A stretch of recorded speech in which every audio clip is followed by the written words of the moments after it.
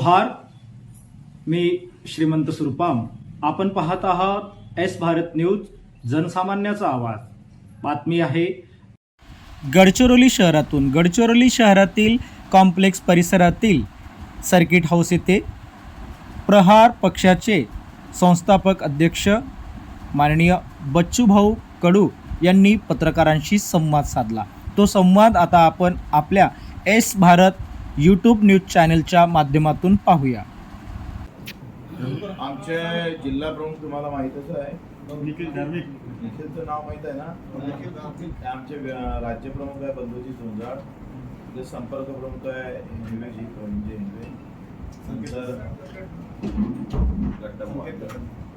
गड्डम वार्ता. तर आपण सर्व गडचिरोली येथील सर्व पत्रकार बंधूंचं मी स्वागत करतो, तुमचा आभारही मानतो आणि आपण चांगल्या संख्येने उपस्थित झाल्याबद्दल पूर्ण आभार.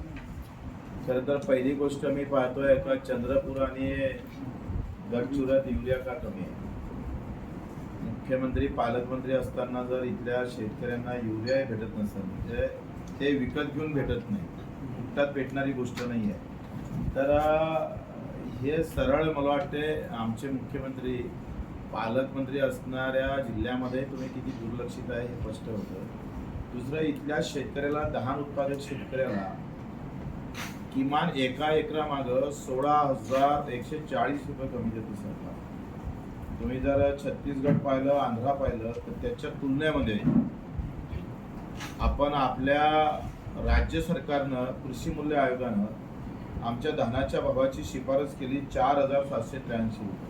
मी सांगतो ते फार महत्त्वाचं आहे, कारण 15% नफ्यानं आम्ही शिफारस करतो. किमान शेतकऱ्याला 15% नफा भेटावा, त्यानुसार आपण शेतीमालाची भावाची शिफारस करतो. आणि मग भाव कसे काढतो, तर उत्पादन आणि खर्च, म्हणजे उत्पादन किती होतं आणि त्याच्यावर खर्च किती होतं, आणि त्याच्यावर सगळे गोळा बेरीज करून सरासरी काढून आपण 15% नफा पकडतो. 15% नफा जर धान उत्पादक शेतकऱ्याला भेटायचा असेल, तर मी म्हणत नाही बरं, राज्य सरकार म्हणतं आणि इथलं कृषी मूल्य आयोग म्हणतं, तर किमान कमीत कमी 4,783 रुपये भाव भेटायला पाहिजे धानाला. राज्य सरकारनं या भावाची शिफारस केली, केंद्रानं किती जाहीर केले, तर 2,369 रुपये. मागच्या वेळेस 2,300 होते, यावेळेस 69 रुपये वाढवले, म्हणजे 2,369 जाहीर केले. म्हणजे 15% नफा भेटला का, तर बिलकुल नाही. 15% नफा तर सोडा, घाट्यानं आम्हाला विकावं लागलं. म्हणजे 15, आम्ही जर 2,369 पकडलं, त्याच्यातून हे 4,783 असं जर काढलं, तर 2,400 रुपयाचा घाटा आहे एका क्विंटल मागे. एका क्विंटल मागं 2,400 रुपयाचा घाटा. तर एका एकरामध्ये 10 क्विंटल धान पकडलं, 17 पोते होते, आपण 10 जरी पकडलं, तर नाही म्हटलं तर 24,000चा घाटा एक एकर धान उत्पादक शेतकऱ्याला भेटतो. आता आपण बेरीज करू. बेरीज काय करू का, 2,369 भेटले एका क्विंटलने भावामागं, आणि त्याच्यामध्ये 7,000 ते 8,000 7,000 रुपये भेटले अनुदान सरकार जे देतं हेक्टरा मागं 20,000, ते 7,000 ते 8,000 पकडलं, तर एकंदरीत आपण जर पाहिलं तर एका एकरात फक्त 31,690 भेटले. आणि 4,783च्या नावानं आम्हाला भेटायला पाहिजे होते ते किमान आम्ही एका एकराला 24,000. तर एकंदरीत आपण जर घाटा पाहिला तर 16,140 रुपयाचा लॉस. म्हणजे जगातली परिस्थिती जर आपण पाहिली तर अमेरिकामध्ये 1% सुद्धा लोक शेती करत नाही, आणि त्याचा GDP ग्रोथ हा 5% शेतीवर अवलंबून आहे. भारताचा GDP ग्रोथ हा 15%. म्हणजे GDP जर ग्रोथ करायचा असेल तर त्याच्यामध्ये आमचा हिस्सा शेतकऱ्याचा 15% आहे, आणि 50 ते 60% लोक आम्ही शेतीवर अवलंबून आहे. म्हणजे अतिशय भयावह स्थिती आहे. जसं नेपाळमध्ये आपण म्हणतोय का, इथं जर एका एकरामध्ये 16,000चा लॉस येत असेल, तर तो कर्जबाजारी वाढत जाईल ना, त्याच्यावर कर्ज वाढत चाललं, शाहूकारी कर्ज वाढत चाललं, तो आत्महत्येकडे चालला, तो घरं विकायला लागला, तो जमिनी विकायला लागणार, उद्या जनावरं विकायला लागतं.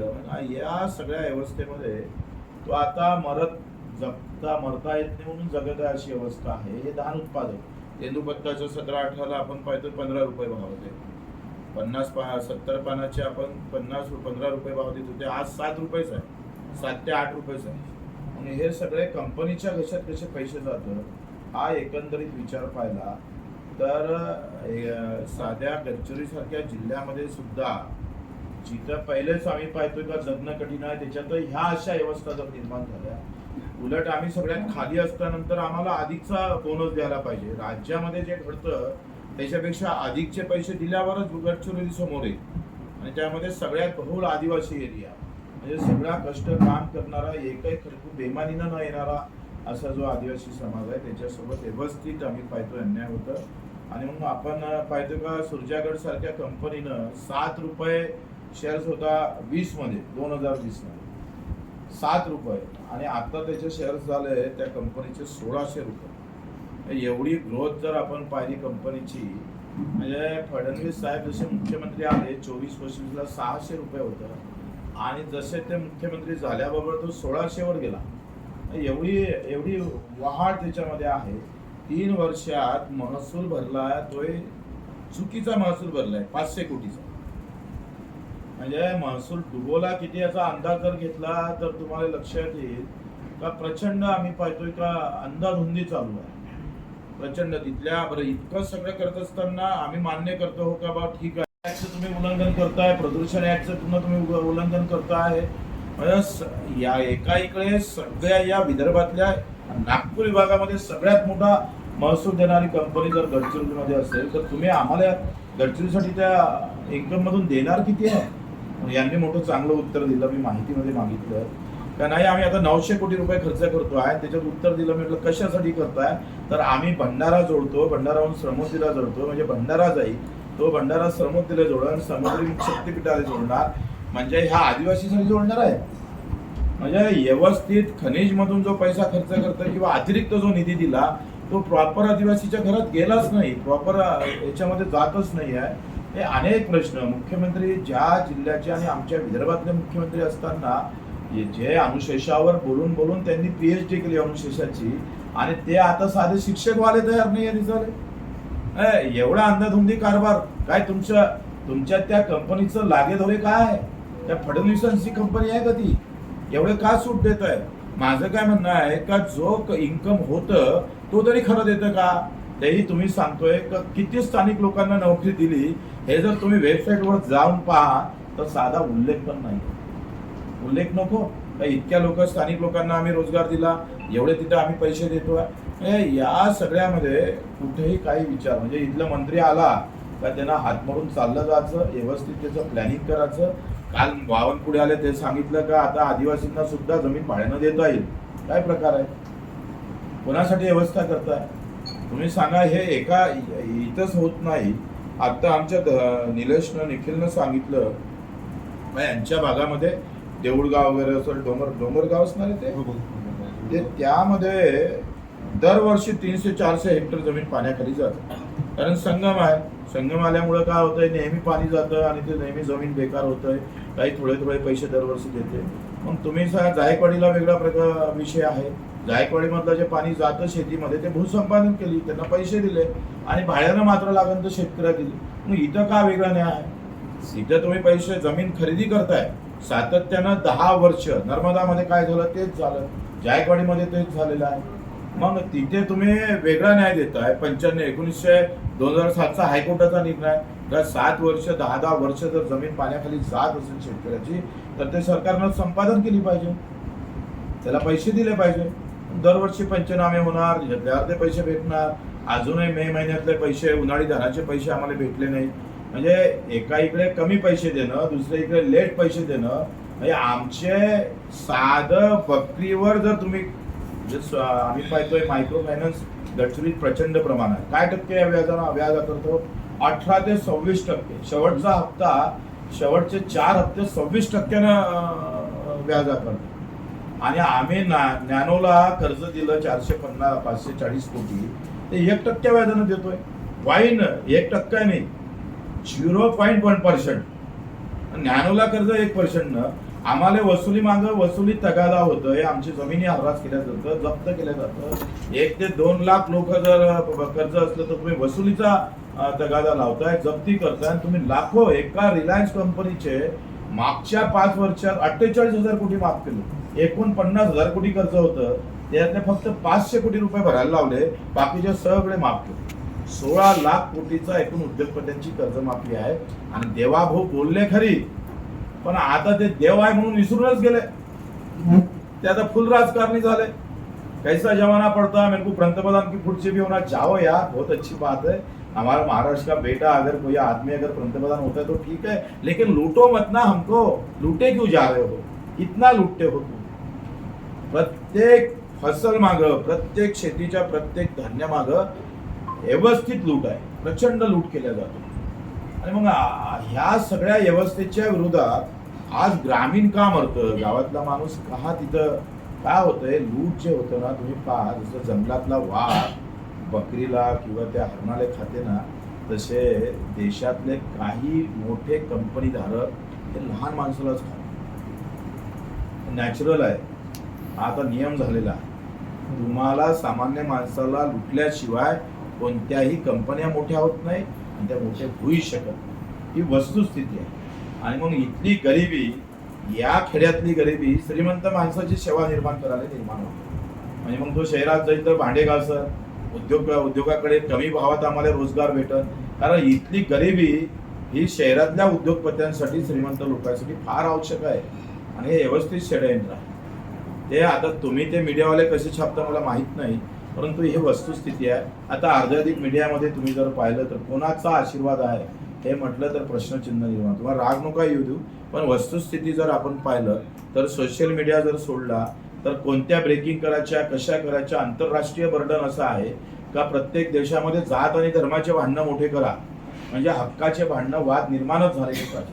गावागावात जातीसाठी लोक भांडले का मग शेतकरी सरकारसोबत भांडण्याची तयारी दाखवणार नाही ना, कारण तो गुंतून ठेवलेला आहे तिथे. पहिले नळावरचे भांडणं होते, आता नळावरचे भांडणं सोडले. आता तुमचे जातीतले भांडणं असे लावून टाकले का ते एवढे डेंजर आहे का त्याच्या मूळ मुद्द्याकडे आम्हाला जाऊ देत नाही. आणि मग आमचं असं म्हणणं आहे का या गडचिरोलीमध्ये तो जसा सुजानगड सारखा असेल, अधिक काही मायनिंग असेल, तर त्याच्यामध्ये आमचा वाटा ठेवला पाहिजे ना, इथल्या आदिवासी लोकांचा तरी, किंवा इथल्या गडचिरोलीचे जे अतिशय त्यांचं इन्कमच नाही आहे. अर्थात जर आपण पाहिलं तर आर्थिक पाहणीनुसार केंद्र सरकारच्या आर्थिक पाहणी अहवाल तपासला तर त्याच्यामध्ये काय म्हणतोय का सामान्य कुटुंब, म्हणजे गडचिरोली त्याच्यात नाही आहेत बरं, आम्ही देशाचा विचार करतो आहे का एका शेतकऱ्याला वर्षाचं फक्त 20,000 रुपये उत्पन्न होते. म्हणजे काय महिना झाला हो, 1500 रुपये महिना कसं जगत असेल, कशा पद्धतीनं त्याच्या हाती येत असेल. अशा विचित्र अवस्थेमध्ये म्हणजे कधी असं म्हणतो ना, इंग्रज परवडले, किमान तेव्हा आत्महत्या होत नव्हत्या. आता तर ते पाप आमच्या नशिबी आले लागलेलं. आणि मग या व्यवस्थेच्या विरोधात आम्ही ही लढाई प्रत्येक जिल्ह्यात जाऊन सभा घेतो, तिथल्या जिल्ह्यातले प्रश्न समजून घेतो आणि भविष्यात एक जिल्ह्यावाईज काय मागण्या असल्या पाहिजे, त्यांना काय प्लॅनिंग केलं पाहिजे, त्याची एक चळवळ आम्हाला सुरू करायची आहे का जेणेकरून प्रत्येक जिल्ह्याचे वेगवेगळे प्रश्न, तुम्ही कोकणात जाण तर वेगळे असेल, पश्चिम महाराष्ट्रात वेगळं आहे, मुंबईत तर अधिकच वेगळे आहे. म्हणजे 3,000 हेक्टर जमीन एकट्या गोदरेजली, 3,000 हेक्टर. आणि तिथल्या मुंबईतल्या झोपडपट्टीवाल्यांना साधा 500 स्क्वेअर फूट जागा भेटणं कठीण आहे.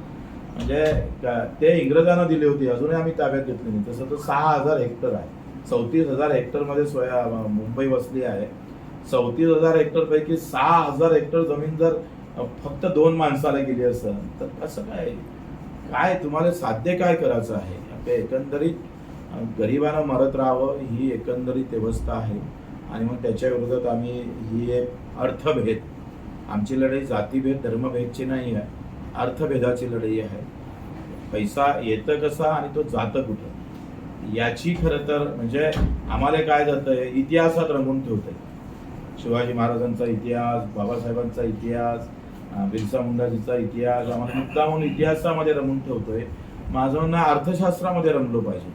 त्या इतिहासाची जाण आपण ठेवूच, पण अर्थशास्त्राचं काय, आम्ही गरीब किती दिवस राहायचं यावर खऱ्या अर्थानं आम्ही लक्ष घातलं पाहिजे. आणि त्याचा एक प्रामाणिक प्रयत्न आम्ही करतो आहे आणि त्याच्यासाठी आम्ही इथं आज आलोय आणि याचा सगळा अभ्यास करून आत्ता भविष्यात जमलंच तर डिसेंबर किंवा जानेवारीमध्ये आम्ही गडचिरोली ते एक नागपूर अशी पदयात्रा पण काढणार आहोत, जेणेकरून हा धनाचा बेल्ट आहे पूर्ण आणि बहुतांश आदिवासी आणि इतर जो हे आहे समाज आहे, SC असेल, बहु जे काही लोक राहतात, तर जातीपेक्षा त्यांचं जीवन किती विस्कळीत झालेलं आहे याच्यासाठी एक आंदोलन आम्ही भविष्यात करणार आहोत. एक तर अधिवेशनच्या काळात इथून पैदल निघू आणि थेट पदयात्रा आम्ही तिकडे नागपूरपर्यंत निघू, हे सगळे प्रश्न समजून घेऊ. तर या व्यतिरिक्त तुम्हाला काही बोलायचं असेल तर मला सांगा. तुम्ही आता जिल्ह्यामध्ये मोठ्या प्रमाणामध्ये हत्ती तो राहिलं. जी पिकं आहेत हो. हाताशी आलेली आहेत आता. आंबे निसवले आहेत त्याच्यात आणि फार मोठ्या प्रमाणामध्ये शेतकऱ्यांची पिकं पिकवली आहेत. त्याच्यावर काही उपाययोजना केली? मला एक सांगा, एखादे माकडं आले त्यांना नुकसान केलं मान्य आहे, हत्तीसारखा प्राणी जर फॉरेस्ट थांबू शकत नसतं तर मग फॉरेस्ट आहे कशासाठी? माझे काय मत आहे की आमचं जनावरांनी थोडंसं जरी फॉरेस्टमध्ये हात टाकला म्हणजे सुजानगडवाले सोडून तुम्ही जर बाकी गेले तर तुम्हाला अरेस्ट होतं, तुम्हाला सगळे फॉरेस्ट ॲक्ट लावले जातात. तुमच्या आमचे जनावरं शेतकऱ्यांच्या एक गाय म्हैससुद्धा गेली आणि एका दिवसापुरती गेली आणि साधं गवत खाऊन आली तर वाद्या प्रॉब्लेम आहे. पण तुमच्या हत्ती येऊन जर नाचडी करत असेल आणि पैसे काय देतो म्हणजे भरपाई नाही म्हणत, भीक देतोय भीक. या सगळ्या गोष्टी बदलावंच लागेल. हे भीक देणं सरकारनं बंद केलं पाहिजे. अतिवृष्टी आली देणार काय, भीक देणार का तुम्ही? नुकसान भरपाई म्हणायचं. नुकसान भरपाई म्हणजे काय? तुमचा मी मोबाईल फोडला तर पूर्ण भरून द्या लागेल, कधी लागेल का अर्धा देणार तुम्ही भरू? भरपाईचा अर्थ म्हणजे शासन निर्णय काय म्हणतोय, सरकार एवढं नुकसान भरपाई देणार. तर केवढे लवाळ बोलायचे. तुम्ही मदत करताय ते अर्धी करत नाही, 25% करताय. ठीक आहे ना, येऊ द्या ना, तुमच्या हत्ती किती येऊ द्यायच्या आहेत, आम्हाला जाम डबल द्यावं लागेल. आमच्या मजुरीचे पैसे गिचे सगळं खर्च करून फॉरेस्टनं तो खर्च केला पाहिजे त्या विभागानं. नाहीतर मग आम्ही पाहतोय तर आम्हालाच आता फॉरेस्टच्या कार्यालयात घुसायची वेळ त्या वनाधिकाऱ्यांना येऊ देऊ नये. कारण आम्ही 350 गुन्हे दाखल झाले आमच्यावर. काल परवा आता कलेक्टरच्या घरात त्याच्या काय म्हणतोय कार्यालयात घुसलं तर 8 गुन्हे दाखल केले. म्हणजे फक्त गेलो तर कलेक्टर ऑफिसमध्ये जाता नाही येत. किती लोक गेले पाहिजे, कसे गेले पाहिजे, किती मोठा आवाज काढला पाहिजे, काढाव का नाही काढाव, हे कुठले नियम आहे? अरे इंग्रज बरे होते बे याच्यापेक्षा. एवढे 8 गुन्हे लावून टाकले एकदम. काय झालं तर आम्ही ते जाऊ देत नव्हते, आम्ही ते फाटक हलवलं निघालो आणि पळत गेलो. मग कलेक्टरनं आमच्यासोबत 2 तास चर्चा केली, चर्चा झाली, फोटो काढले. मग कसला काय गुन्हा?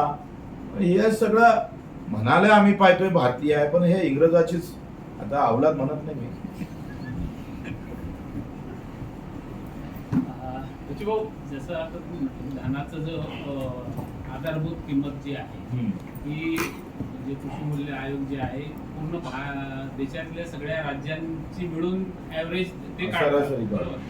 तर हा याच्यामुळे जसं या भागामध्ये खर्च जास्त होते, कुठे भागामध्ये कमी होत असेल, त्याच्यामुळे काही भागावरती अन्याय होऊ शकतो. तर मला असं म्हणायचं की स्टेट वाईज वेगवेगळे रेट असावे का? तुम्हाला असलेच पाहिजे. काय होतंय, माझं काय म्हणणं आहे, गॅरंटीचं उत्पन्न पाहिजे का नाही? शेतकऱ्याला गॅरंटी द्या ना उत्पन्नाची, नका तुम्ही सबसिडी देऊ. पण उत्पन्न जर आम्हाला खात्रीलायक जर भेटत नसेल, उद्या धानाचे भाव कसे राहील, किती राहील, कशा पद्धतीने राहील आमचं उत्पन्न, किमान त्याची गॅरंटी, हे तर आमचा अधिकार आहे ना. मी जेव्हा विकतो आहे तर 15 मोदीजीला चहा काय भावानं विकला? त्यांनी जे चहा विकत होते तर त्या कपामध्ये तर अर्ध पाणीच होतं ना भाऊ, अर्ध दूध होतंय आणि एवढीसा चहा आणि एवढीशी साखर. तुम्ही 100% नफ्यानं विकले ना मोदीजी. तुम्ही तुमचा चहा 100 ते 150% विकताय आणि शेतकऱ्याला मात्र 15%. लाज वाटली पाहिजे ना ह्या गोष्टीची. हा जो धानाचं उत्पादन कुठं वाढतं त्याचं सारखंच आहे. काय झालंय, युरिया वाढलंय, तुमचं खतं वाढले, बियाणं वाढलं आणि प्रॉपर आता काय झालं, शेतकरी हा मार्केटचा हिस्सा व्हायला लागला बाजारात. तो प्रचंड पहिले काय होतं का बीजही आमचं होतं, खतही आमचं होतं, सगळं आमचं होतं. आता शेतकऱ्याच्या ट्रम्प काय करतोय, आता ट्रम्पनं काय म्हटलं की मेरा इतना कपास तो लेना ही पडेगा भाई. मोदी जी को धमकी दे दी और मोदी जी ने 11% आयात शुल्क कम कर डाला. एक धमकी में, एक ही फोन में काम हो गया. 56 इंच वाला आदमी नीचे आ गया. वो हमारे पर 56 इंच बताते भाजपा वाले, लेकिन फिर ट्रम्प के साथ क्यों नहीं आप बात कर सके? का बोलले नाही हो तुम्ही? का पहिलेच आमच्या देशातल्या कापूसाचं उत्पादन वाढचं, मागच्या वर्षीच्या गाठी शिल्लक आहे आणि आमच्या 25 लाख गाठी तुम्ही उडावर बसवले आमच्या शेतकऱ्याच्या. कसे भाव भेटणार आहे? 11,000 भावाची शिफारस केली, हमी भाव जाहीर केले 8,000 रुपये, 3,000चा फरक आहे. धानापेक्षा अधिक कापसामध्ये जास्त फरक आहे. नाही, हा जे आहे जे मरण आहे, काय होतंय, आपल्या भारताची लोकसंख्या जास्त आहे आणि जगामध्ये आम्ही बाजारपेठेकडे आम्हाला जे पाहिलं जातं ना, ते बाजारपेठ म्हणून पाहिलं जातं आणि आम्ही या बाजारपेठेमध्ये आमचं त्याच्यात बळी होतं लक्षात सगळ्यात मोठी. आणि आम्ही तटस्थ राहू शकत नाही. आमचं सरकार आणि आमचे नेते हे सगळे आडूपाडू झालेले आहे. हे घबरावतात हो त्यांना. तुम्ही सांगा, फ्रान्समध्ये दुधाचे भाव कमी झाले, अर्ध्याधिक डेअऱ्या बंद झाल्या आणि तिथं फ्रान्सवाल्यांनी सरकारनं आवाहन केलं का नाही 2 रुपये जरी जास्त दिले आपण दुधामागं तर तिथल्या जनतेनं स्वीकारलं आणि जसे 2 रुपये दुधामागं जास्त दिले 2च रुपयाचा फरक होता. तेवढ्या फरकानं उत्पन्न वाढत होतं दूध उत्पादक शेतकऱ्याचं. झालं ना. पण तुम्ही इतक्या मोठ्या इथल्या शेतकऱ्याला का करत नाही, ग्राहकाला का तुम्ही आवाहन करत नाही? तर ठीक आहे, तुमचं फळ पिकं असेल, अधिक काय असेल, घ्या ना. काय बजेट वाढवा. सरासरी आमचं बजेट काय आहे, तुमचं किचन बजेट जर पाहिलं तर 10 ते 20 हजाराच्या वरती जातं का? आणि मग किचन बजेटमध्ये कोणाचंही असेल, तुमचं आमचं बजेट जर फक्त जेवणा खाण्याचं जर तपासलं तुम्ही तर 10-20 हजाराच्या कमीत कमी 5,000 गरीब असला तर त्याच्यामध्ये 2-3 हजार रुपये वाढले तर फरक काय पडणार आहे? काय मोठं एवढा हे होणार आहे? हे सगळी बदमाशकी आहे. शेतकऱ्याला शेती सोडण्यासाठी व्यवस्थित प्लॅनिंग आहे. मग असे प्रकल्प आणायचे, अधिक जमिनीवर आम्ही पाहतोय काही योजना आखाच्या, पुन्हा कंपनी का होतंय, प्रकल्पाच्या माध्यमातून पुन्हा कंपनी ताकद शेतीमध्ये घुसत आहे आणि शेतकऱ्यांना शेती सोडली पाहिजे हा अजेंडा आहे. वर्ल्ड बँकेचा अजेंडा आहे. मी तर रोज विचारतोय दरवर्षी कितने जमीन से लोक कितने निकाले बाहेर, किती लोक शेतीतून बाहेर काढले. त्यांचं म्हणणं आहे का 40 ते 50 कोटी लोक तर शहरात गेली पाहिजे संख्येच्या. आता 2% शेतीवर 98% लोक जाईल आणि 98% जमिनीवर 2% लोक राहील. काय गणित काय राहणार आहे? आणि कोरोनाच्या काळात 7-8 कोटी जनता शहरं सोडून गावात आली, कारण तिथं काय फुटपाथवर झोपावं लागतं, ब्रिजच्या खाली झोपावं लागतं. व्यवस्था तिथली पाहिजे आम्हाला. शहरातलं शहरीकरण व्यवस्था करा. तुम्ही पहा, राज्याच्या बजेटमधला 25% हिस्सा शहरावर खर्च आहे. पुन्हा मुंबई, नागपूर, संभाजीनगर संपला विषय तुमचा. ग्रामीणवर किती खर्च केले? शक्तीपीठ 85,000 कोटीचा खर्च करतोय आणि आमच्या पुऱ्या राज्याला पाणंद रस्त्याला पैसे किती पाहिजे? 50,000 कोटी लागत नाही. सगळ्या गावातले, सगळ्या राज्यातले पाणंद रस्ते होऊ शकतो, नाही करत. बच्चू भाऊ, हा खरं तर प्रश्न मी तुम्हाला नाही विचारायला पाहिजे, पण विचारतो आता. याच्यासाठी की आपण फार मोठे नेते आहात. महाराष्ट्र शासनाने जो आदिवासीची जमीन भाडे तत्वावर द्यायचं ठेवलं आहे, यामध्ये तुमचा दृष्टिकोन काय आहे? सरकार अतिशय चुकीचं आहे. भाडे तत्वावर जाणं म्हणजे काय झालंय का, तुम्ही त्याच्या हातली शेती जरी घेऊन घेतली आणि उद्या हाती पैसे रोख जर दिले त्याच्या हाती, आमचं काय म्हणणं आहे का रोख पैशामध्ये आज तुमच्या लाडक्या बहिणीला पैसे दिले, तुम्ही त्याच्यामध्ये त्यांच्या त्या कुटुंबामध्ये काय ग्रोथ झालं सांगा ना मला. आखरी तुम्ही शेतीला भाव देऊ शकत नाही, उलट शेतीच भाड्याला देत आहे, म्हणजे हा केवढा मोठं विटंबन आहे. मोठं विटंबन आहे ना. म्हणजे इंदिरा गांधी म्हणत होते ना, गरिबी हटाव कार्यक्रम, तर गरिबी हटावल्यापेक्षा मारूनच टाकाला, अशी एक व्यवस्था करणार आहे का तुम्ही? त्याच्या शेतीला कसं आहे, आदिवासी तुमच्या आमच्यापेक्षा पहिलेच तो मुळात आम्ही पाहतोय का तो संस्कृतीप्रिय आहे किंवा तो त्या मातीशी फार जुळलेला आहे. आम्ही एवढं जुळलेलं नाही आहे.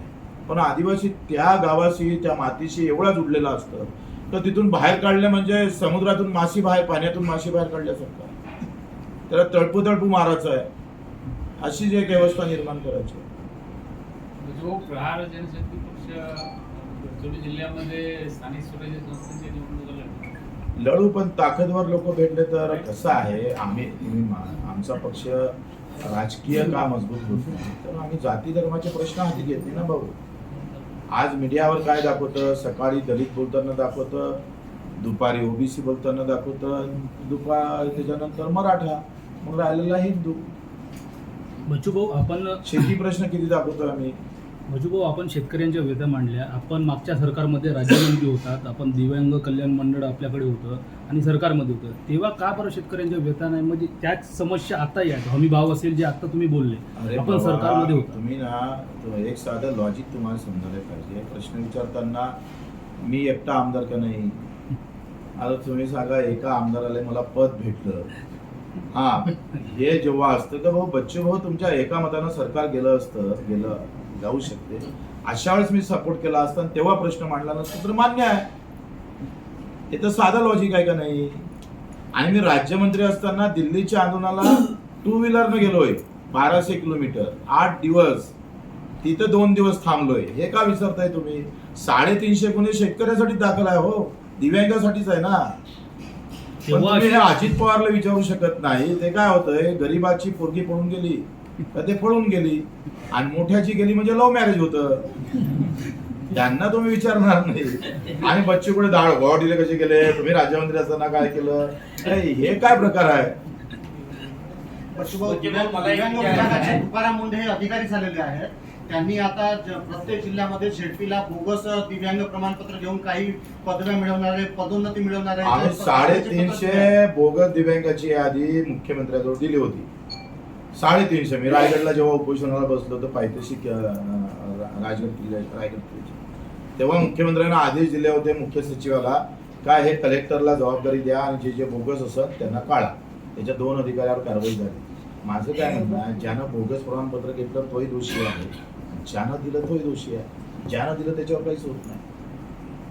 व्यवस्था सिस्टीम कोलॅप्स झाली. उच्च लेनदेन, रीती किती चालली, रीती येते किती, हप्ते किती जमा करायचे, 2 नंबरचे धंदे, याच्याशिवाय आम्हाला प्रशासनाला काही काम. बदलीमध्ये किती पैसे भेटतात, याच्यात किती नियोजन काय प्रशासनाचं, याच्याशिवाय दुसरं काय नियोजन आहे? साध्या गोष्टी, युरियाचं तुम्ही साधं तालमेल जोडू शकले नाही. मुख्यमंत्र्याला मला विचारायचं आहे का, तुम्हाला थोडी जरी असन, नाही मनाची तर जनाची, तुम्ही ज्या जिल्ह्यामध्ये पालकमंत्री आहे तिथं युरिया भेटत नसन तर राहता कशाला? राजीनामा द्या ना. किमान नाही मुख्यमंत्र्याचा तर पालकमंत्र्याचा तरी राजीनामा द्या ना. असन तर थोडी तर.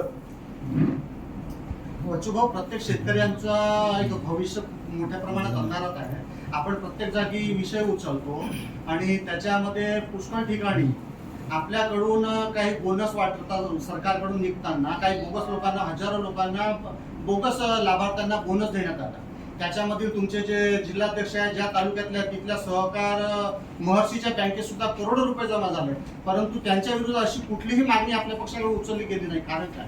उचलेलं काही मला माहित नाही. न उचल्याला काय कारण? तुला काय अडचण आहे का? साधा धानाचा बारदाना आणला, त्याच्यात 3 कोटी रुपये खाल्ले बारदानामध्ये. धान तर नंतरचीच गोष्ट आहे. ते जर काढत बसलं तर महाराष्ट्रातलं मोठं करप्शन, मोठं घोडबंगाल बाहेर निघू शकते. अर्धे अधिक राईस मिल सगळे नेत्यांचे आहेत. आणि काय होतं त्याच्यामध्ये, काय होतं माहित आहे का? धान येतं, धान आम्ही त्या राईस मिलला टाकतो, तिथंच ते ऑनलाईन मोजून होतं, तिथूनच तो बाहेर विकतो. हे जर पाहिलं, 2 रुपये किलोचा तांदूळ जो गरीबाला वाटतं, तर त्या 2 रुपये किलोच्या तांदूळ गरीबापर्यंत नेण्यासाठी जे मधातली करप्शन आहे ना, त्याच्यातले भाडी आणि मजुरीमध्ये प्रचंड गप. जितना गरीब को नहीं मिलता उससे ज्यादा मंत्री को मिलता है. पण आता कसं आहे तुम्हाला माहित आहे का, भाजप म्हणजे सर्व. भाजप म्हणजे बाप, भाजप म्हणजे माय, भाजप म्हणजे भाऊ, भाजप म्हणजे निवडणूक आयोग, भाजप म्हणजे कोर्ट, भाजप म्हणजे सगळं.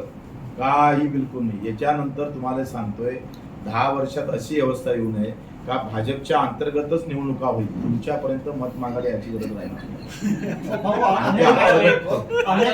तुम्ही निवडून येणारचा शेवटपर्यंत सुरू होतं. बाकी बच्चूभाऊ निवडून येणार सर्व. अचानक असं काय घडलं? 16,000 त्याच्यामध्ये हे झालंय 10,000 मतदान 6 वेळा आहे माझ्या इकडे. 10,000 मतदान 6 वेळा, 10,000 लोकांचं मतदान. आणि 70 ते 80 90 वर्षातलं मतदान आहे 35,000. ते आत्ता काढलं आम्ही. त्याची माहिती मागितली आम्ही, तर ते एसडी म्हणतो आम्हाला देता येत नाही. मला हायकोर्टात याचिका दाखल केली का आम्हाला हे द्या. नमुना 17 ब आणि क जो आहे ना त्याच्यामध्ये त्या 6 वेळा जे मतदान होतं त्यांना किती वेळा मतदान केलं ते माहीत पडणार आणि ते काही आम्हाला देत नाही आता निवडणूक आहे. आता आम्हाला कोर्टात जावं लागतं. कोर्ट कोणाचं आहे तुम्हाला माहित आहे? मतवाढीचा फटका तुम्हाला एकंदरीत बसलाय. मतवाढीचा फटका नाही, मत चोरीचा. मतचोरीचा. मतवाढीचा विदर्भाचा एक मोठा प्रश्न आहे. अनेक भागात शेतीचे नुकसान झाले. सत्तेत असलेले आमदार खासदार गोवाच्या दौऱ्यावर आहे. त्यांना गरज काय तुम्ही सांगा. त्यांनी गोव्या घ्याव का त्यांनी तिकडेच त्यांचा विस्तार कराव, काय संबंध आहे. तुम्ही टाइमवर खतरे में हिंदू खतरे में बटेंगे तो कटेंगे एक आहे तो साहेब आहे. आणि इकडे काँग्रेसवाले काय म्हणतो फतवा काढतोय. शेतकऱ्याचा फतवा निघत नाही. ज्या दिवशी शेतकऱ्याचा फतवा चालन ना तेव्हा साले सगळे धुळ्यावर दिसन तुम्हाला. हे लोक गोव्यात दिसणारच नाही.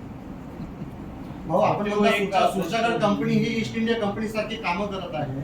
लोकांची पिळवणूक होत आहे, आदिवासी वर्गांची पिळवणूक होत आहे. मग आपली जे पार्टी आम्ही जेव्हा हात घालू ना, करणार आहे. आता कसं आहे अर्धवट हात घालणं म्हणजे पुन्हा आमच्यावर आरोप होईल. आम्ही पुन्हा अभ्यासपूर्णच हात घालू आणि त्याच्यातून जेथपर्यंत माझं तर असं मत आहे का ज्यांच्या जमिनी गेल्या त्याला शेत सौदर केलं पाहिजे. केलंय त्यांनी. कुठे केलं आहे? असं म्हटलंय त्यांनी. कुठे केलं आहे? मी सगळे वेबसाईट पाहिले त्यांच्या. ज्यांच्या जमिनी गेल्या, ज्यांच्या जमिनी तुम्ही काय म्हणते भाड्या तत्वावर घेतल्या त्यांना तुम्ही काय देणार आहे? आणि पर्यावरणाचा जो ऱ्हास होत आहे त्याच्याबद्दल तुमच्या काय उपाययोजना आहे ते काही दिसत नाही आहे. कामगार ऍक्ट नुसार आम्हाला 17,000 रुपये महिना द्यायला पाहिजे, हे 8 ते 9,000 देतं. सरळ सरळ कायद्याचं उल्लंघन आहे. आणि जिथं पालकमंत्री आहे तिथं कायद्याचं उल्लंघन होतंय. मला एक प्रश्न विचारायचा आहे की एक तिसरी शक्ती म्हणून वराडातला आणि पूर्व विदर्भातला शक्ती त्याच्यामध्ये खूप कमी नसतात. बरोबर. त्यातल्या पर्टिक्युलरली गडचिरोली जिल्ह्यातला हा अल्पसंतुष्ट आहे. याला जसं दिलं तसं समाधानी आहे. खातो. जेवढं दिलं तेवढं खातो, काही कुणाला मागत नाही. हो. आणि त्यामुळे सातत्यानं शासन प्रशासन याचा तो बळी ठरलाच आहे आणि मानव वन्यजीव संघर्ष त्याचाही तो बळी ठरला. अशा वेळेला बच्चूभाऊ सारख्या जे प्रहार संघटनेच्या माध्यमातून लोकांचे प्रश्न मांडतात यांच्याकडून फार मोठी आशा जिल्ह्यातील लोकांना अंतर्गत जर आता पाहिजे. आम्ही त्याच्यासाठी त्या पद्धतीनं जे प्रहारचं इथं आंदोलन किंवा काय व्हायला होतं पाहिजे आता संघटनेच्या आमचा निखिल माध्यमातून. आहे पण त्याची ताकद पुरत नाही. आणि तुम्ही काय अवस्था काय आहे तुमचं म्हणणं अगदी बरोबर आहे. पण मूळ विषय काय आहे, तुम्ही शेतीचा मुद्दा घ्या, कामगाराचा मुद्दा घ्या, स्पिरिट नाही होत. त्याचे जे विरोधी पक्ष सक्षम नाही सक्षम नाही आहे तो भाग. पण माझं षडयंत्र काय आहे, जातीपाती धर्मामध्ये गुंतवून ठेवायचं षडयंत्र. आणि हे जागतिक आहे, हे देशपातळीवर तुम्हाला व्यवस्थित मोठ्या मोठ्या कंपन्या या सगळ्या भानगडीमध्ये, कारण ही बाजारपेठ आहे, या बाजारपेठमध्ये बेकार होऊ द्यायचं नाही. तुम्हाला हे लुटण्यासाठी व्यवस्था ठेवली आहे. देश लुटतं वेगळे आणि देशाच्या बाहेर लुटतात ते वेगळे, दोघांची लूट आहे. आणि अशा वेळेस मला असं वाटतं की आम्ही तो प्रयत्न करून राहतो. त्या पद्धतीनं जाण्याचा आमचा विचार आहे. एकंदरीत तिसरी शक्ती म्हणून लोकांच्या मनामध्ये असं आहे की बच्चूभाऊ सारखा जर नेता आवाज उठवणारा असेल तर तुमचा आवाज झालेला तयार होतो. त्याच्यासाठी तर आता पैदल फिरतोय, त्याच्यासाठी पाय फिरणार आहोत. त्याच्यामुळे चांगले कार्यकर्ते आले तर आपण काय झालंय आंदोलन मला वाटतं पंचनाम्याची गरज नाही. सरसकट ओला दुष्काळ जाहीर केला पाहिजे. या सगळ्या पंचनामा करण्या एवढी मनुष्यबळ सरकारकडे नाही आहे आणि ते चुकीचं होतं. सरसकट केलं पाहिजे.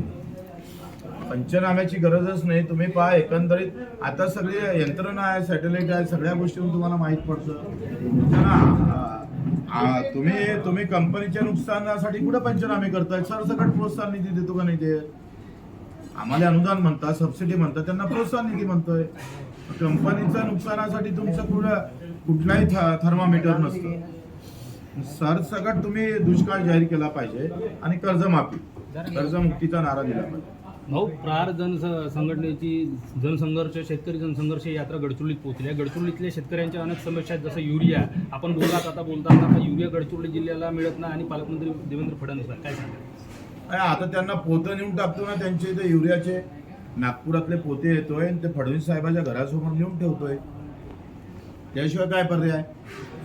मुख्यमंत्री असून सुद्धा आणि पालकमंत्री असून सुद्धा आणि मला वाटते या राज्यातले सगळ्यात तज्ज्ञ सगळ्यात हुशार, हजार जबाबी, जे सरकार कोणाचं पाडूही शकते आणि कोणाचं बसूही शकते, एवढ्या तरबेज मुख्यमंत्री पालकमंत्री असताना युरिया का भेटत नाही? देवेंद्रजी सांगा, बोला थोडंसं. गडचिरोली जिल्हा स्टील हब बनणार आहे असे जे आहे मुख्यमंत्री वारंवार सांगतात, परंतु गडचिरोली जिल्ह्यातील रस्त्यांची अत्यंत दयनीय अवस्था झालेली आहे. अपघातांमध्ये प्रचंड वाढ झालेली आहे. यावर आपण माझं काय मत आहे का एकटा ऊर्जा गटचं 25% जरी खर्च गडचिरोलीसाठी केला तरी गडचिरोलीचं भलं होऊ शकतं. पण प्रॉपर जिथं आम्ही निर्माण होते तिथंच जर विद्युतच्या आम्ही निर्माण करतोय, विदर्भ निर्माण करतो आणि वापर मात्र पश्चिम महाराष्ट्रात जास्त होत असेल. आता सगळा पैसा लोखंड आम्ही निर्यात केलंय 5 दशलक्ष टन 3 वर्षात. मग लोखंड गेल्यानंतर आम्हाला गडचिरोलीला काय भेटलं सांगावं ना मुख्यमंत्र्यांना. त्यांची फॅक्टरी आहे का नाही? त्यांची कंपनी असताना त्या कंपनीतून गडचिरोलीला किती देणार ते सांगावं ना. विदेशात तुम्ही लोखंड पाठवायला तयार आहे, मान्य आहे, त्याच्यासाठी तुम्ही शक्तीपीठ करताय. मग तुम्ही इथले रस्ते का चांगले करत नाही? तुम्ही आल्याबरोबर लाईनची सगळी व्यवस्था तिथं झाली, बाकीच्या सगळ्या व्यवस्थित झाल्या, पण कित्येक वर्षापासून असणारा गडचिरोली जिल्ह्यातल्या आदिवासींना सुविधा का देत नाही? त्याचं उत्तर मुख्यमंत्र्यांनी दिलं पाहिजे ना. विदर्भातील धान उत्पादक शेतकऱ्यांना घेऊन हिवाळी अधिवेशनावर मोर्चा काढणार, गडचिरोलीतून पायदळ मोर्चा काढणार. काय या मोर्चाच्या मागण्या असणार ना, काय असेल? माझं म्हणणं आहे का आमचं इन्कम म्हणजे इन्कम गॅरंटी दिली पाहिजे. खात्रीदायक उत्पादन तर आम्ही खात्रीदायक काढतोच. उत्पादनापेक्षा उत्पन्न महत्वाचं आहे आणि उत्पन्न जर व्यवस्थित भेटलं नाही तर आम्ही पूर्ण पायाखाली हा सगळा जो प्रांत आहे धान प्रांत गडचिरोली, भंडारा आणि नागपूरचा काही भाग हा पूर्ण तुम्ही इथल्या प्रकल्पग्रस्ताचे ते चालय ते पण बिचारे त्या गोशीपूरमध्ये तर कसे जिवंत आहे तेच पता लागत नाही. अतिशय वाईट आहे हो. म्हणजे पहिले आमचं मुख्य मंत्रालय मुंबईत होतं, आता आमचं मंत्रालय नागपूरमध्ये आहे. फायदा काय? मंत्रालय नागपूर 150 किलोमीटरवर आहे, फायदा काहीच नाही. बच्चू भाऊ, गडचिरोली हा जिल्हा असा जिल्हा आहे की या जिल्ह्याला 2 पालकमंत्री लाभलेले आहेत, तरी विकास शून्य आहे. काय सांगा? ते पालकमंत्री कशासाठी कुणासाठी आहे ते पहिले तपासलं पाहिजे ना. किसके लिए आहे वो पालक? शेतकऱ्याचे आहे का तुम्ही, का मजुराचे आहे का मग काही लोकांसाठी तुम्ही पालकमंत्री स्वीकारलं पाहिजे? हा मोठा प्रश्न आहे ना. आणि आता तर तुम्हाला माहित आहे तुमचा भाग म्हणजे रेती तस्करांचा भाग. मग काय आमदानी कसं आता जे बावनकुळे येऊन इथं महसूल मंत्र्यांनी इथं एका सातबारावर 8 नाव आहे त्याच्याबद्दल काही बोलायला तयार नाही आहे. तुम्ही पहा बिचारा शेतकऱ्यावर त्याला अनुदान भेटताना काय अडचणी होतं. 50%च्या वर जमेपर्यंत एका सातबारावर किती नावं आहे. 2-2, 3 एकर वर 3-3, 4-4 नावं आहे. त्याच्याबद्दल महसूल मंत्री बोलत नाही. आम्ही जमिनी आदिवासींच्या जमिनी भाड्यानं देऊ. वा, म्हणजे हे आदिवासी मंत्रालयाचं स्टेटमेंट नाही आहे, हे आमच्या महसूल मंत्र्याचं आहे. ही जर अवस्था आहे तर त्याचा अर्थ काय? अर्थासाठी आहे ते सांगितलं पाहिजे ना महसूल मंत्र्यांना. किसके काय अर्थ काढावे त्याला? अर्थासाठी बोलले का त्याचा काही अर्थच नाही निघत? काही अर्थवाद्यांसाठी केलं काय हे पण सांगितलं पाहिजे हो.